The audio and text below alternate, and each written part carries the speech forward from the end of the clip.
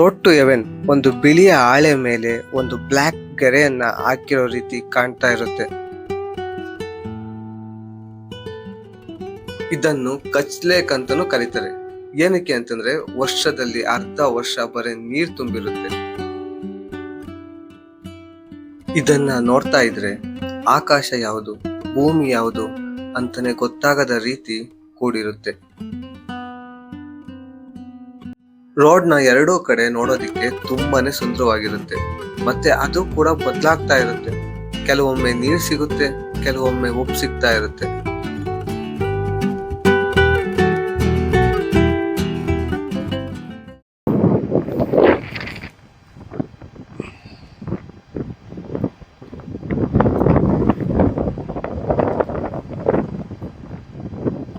ಎಷ್ಟು ಗಟ್ಟಿಯಾಗೈತೆ ಅಂತಂದರೆ ಒಣಗಿ ಚೂರು ಕೀಳಕ್ಕೆ ಬರ್ತಾ ಇಲ್ಲ, ಅಷ್ಟು ಗಟ್ಟಿಯಾಗಿದೆ. ಈ ರೋಡ್ ಹೋಗಿ ಟೋಲೋವೀರ ಎಂಬ ಹಳ್ಳಿನ ತಲುಪುತ್ತೆ. ಈ ಹಳ್ಳಿಯಲ್ಲಿ ನಾನು ಎಮ್ಮೆ, ಕುರಿ ಹಾಗೂ ಹಸುಗಳನ್ನ ನೋಡಿದ್ದೇ ಜಾಸ್ತಿ.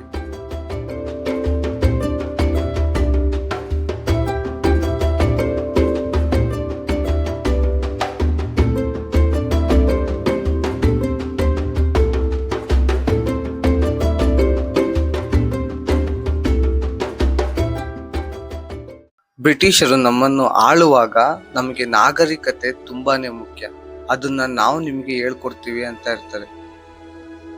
ಆದ್ರೆ ನಮ್ಮಲ್ಲಿ 5,000 ವರ್ಷಗಳ ಹಿಂದೆನೆ ನಮಗೆ ಅವ್ರಿಗಿಂತ ಚೆನ್ನಾಗಿರುವ ಸಿವಿಲೈಸೇಷನ್ ಇತ್ತು ಅನ್ನೋದಕ್ಕೆ ಉದಾಹರಣೆ ಧೋಲಾವೀರದಲ್ಲಿರುವ ಹರಪ್ಪನ್ ಸಿವಿಲೈಸೇಷನ್.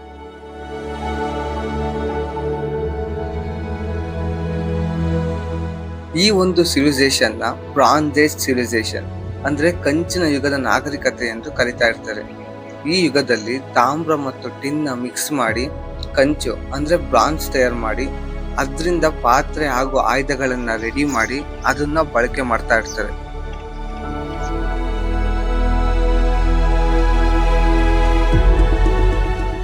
ನಾವು ಮೇಜರ್ ಆಗಿ 4 ಏನ್ಷಿಯಂಟ್ ಸಿವಿಲೈಸೇಷನ್ ನ ನೋಡ್ಬೋದು.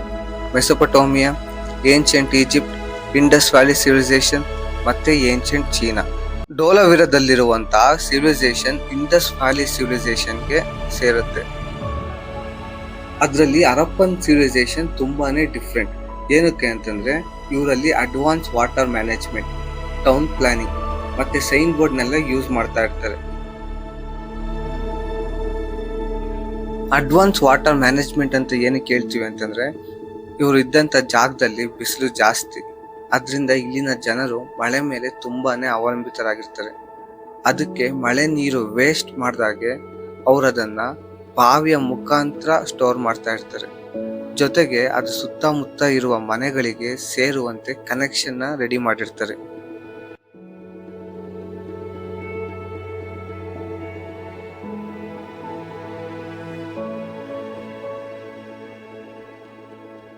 ಟೌನ್ ಪ್ಲಾನಿಂಗ್ ಬಗ್ಗೆ ಹೇಳ್ಬೇಕು ಅಂತಂದ್ರೆ ಇವರಿದ್ದಂತ ಟೌನ್ ತುಂಬಾ ಲೆಕ್ಕಾಚಾರ ಹಾಕಿ ನಿರ್ಮಾಣ ಮಾಡಿರ್ತಾರೆ.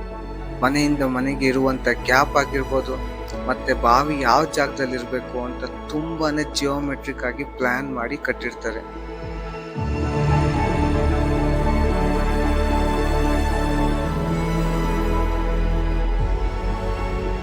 ಹರಪ್ಪನ್ ಸಿಟೀಸ್ ಎಲ್ಲ ಅವರು ನದಿ ಇರುವಂತ ಜಾಗದಲ್ಲಿ ನಿರ್ಮಾಣ ಮಾಡ್ತಾ ಇರ್ತಾರೆ. ಆದ್ರೆ ಧೋಲಾವೀರನ ಒಂದು ರೀಜನಲ್ ಟ್ರೇಡ್ ಸೂಪರ್ ಹಬ್ ಮಾಡುವ ಇಂಟೆನ್ಷನ್ ಇಟ್ಕೊಂಡು ಬಿಲ್ಡ್ ಮಾಡಿರ್ತಾರೆ.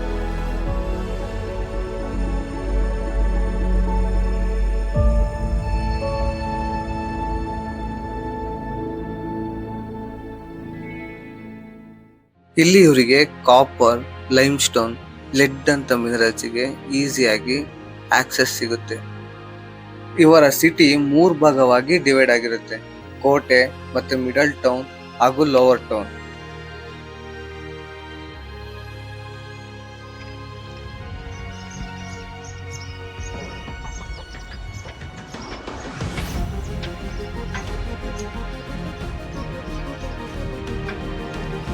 ಮಿಡಲ್ ಟೌನ್ ಅಲ್ಲಿ ಅವ್ರದೇ ಆದ ಡಿಫೆನ್ಸ್ ಗೇಟ್ವೇಸ್, ಸ್ಟ್ರೀಟ್ಸ್, ಬಾವಿ, ಫುಡ್ ಸ್ಟೋರೇಜ್ ಈ ರೀತಿ ತುಂಬಾನೇ ಡೆವಲಪ್ ಆಗಿ ಈ ಒಂದು ಮಿಡಲ್ ಟೌನ್ ನ ಬಿಲ್ಡ್ ಮಾಡಿರ್ತಾರೆ.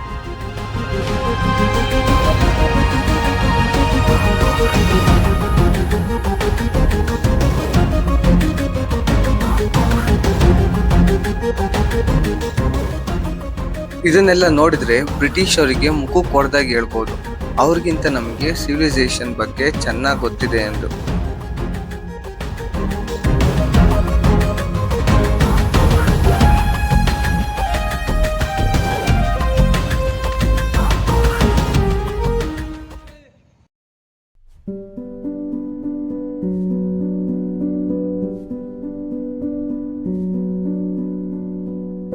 ನೀವು ಇದುವರೆಗೂ ಹಳ್ಳಿ ನೋಡಿದ್ರಿ, ರೋಡ್ ಟು ಹೆವೆನ್ ನೋಡಿದ್ರಿ, ಆದರೆ ಇಲ್ಲಿ ಸಿಟಿ ಕೂಡ ಇದೆ.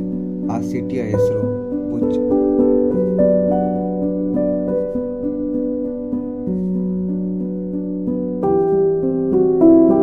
ನೀವು ಭುಜ್ ಸಿಟಿನ ನೋಡೋದಕ್ಕೆ ಭುಜ್ ಡೋಂಗರ್ನ ಹತ್ಕೊಂಡು ಬರಬೇಕಾಗುತ್ತೆ.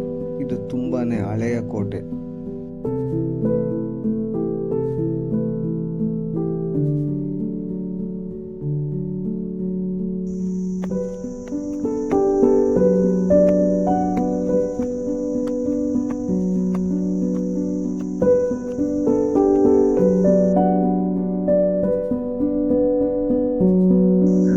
ಇಲ್ಲಿಗೆ ಬರೋಷ್ಟೊತ್ತಿಗೆ ಎಷ್ಟು ಸುಸ್ತಾಗೋಗ್ಬಿಟ್ಟಿತ್ತು ಅಂತಂದ್ರೆ ತುಂಬಾನೇ ಸುಸ್ತಾಗೋಗ್ಬಿಟ್ಟಿತ್ತು. ನಾನು ಅಲ್ಲಿಂದ ಇಲ್ಲಿಗೆ ಹತ್ಬೇಕಾದ್ರೆ ಎಷ್ಟು ಸುಸ್ತಾಗಿತ್ತು ಅಂತಂದ್ರೆ ತುಂಬಾ ಸುಸ್ತಾಗಿತ್ತು. ನಾನು ಕೆಳಗಡೆಯಿಂದ ಈ ಜಾಗನ ಮೇಲೆ ಹತ್ತಷ್ಟೊತ್ತಿಗೆ ಜೀವನೇ ಬಾಯಿ ಬಂದಿತ್ತು. ಆದ್ರೆ ಇಲ್ಲಿ ಬಂದು ಮೇಲ್ಗಡೆ ಕೂತಾದ್ಮೇಲೆ ಫುಲ್ಲು ಇಡೀ ಪೂರ್ತಿ ಭುಜ್ ಕಾಣಿಸ್ತಿದೆ ನನಗೆ. ಈ ಕೋಟೆ ಕಚ್ಗಿಂತ ತುಂಬಾನೇ ಹಳೆಯದು. ಇನ್ನೂ ಕೂಡ ನಿಮ್ಗೆ ನೋಡಕ್ ಸಿಗುತ್ತೆ. ಅಲ್ಲಲ್ಲಿ ಎಷ್ಟೆಷ್ಟು ಬಾವಿ ಮಾಡಿದ್ದಾರೆ ಅಂತಂದ್ರೆ ತುಂಬಾನೇ ಬಾವಿಗಳು ಮಾಡಿದ್ದಾರೆ.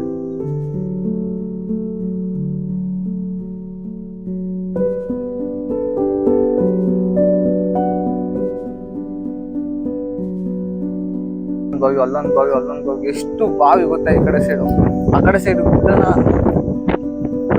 ಈ ಕೋಟೆನ ಆ ಕಡೆ ಸೈಡಿಂದ ಹತ್ಬೇಕಾದ್ರೆ ನನಗೆ ಒಂದು ಬಾವಿ ಸಿಗ್ಲಿಲ್ಲ. ಅದು ಈ ಕಡೆಯಿಂದ ನೋಡಿದ್ರೆ ಎಷ್ಟೊಂದು ಬಾವಿಗಳು.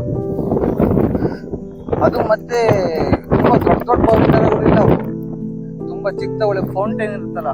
ನಾವೀಗ ಹೊಸ ಮನೆ ಕಟ್ಸಿದ್ರೆ ಅಥವಾ ಯಾವುದೋ ಒಂದು ರೆಸ್ಟೋರೆಂಟ್ ಕಟ್ಸಿದ್ರೆ ಅಲ್ಲೊಂದು ಫೌಂಟೈನ್ಗಳ ತರ ಮಾಡಿರ್ತಾರೆ, ಅದನ್ನ ಆ ರೀತಿ ತುಂಬಾ ಚೆನ್ನಾಗೈತೆ.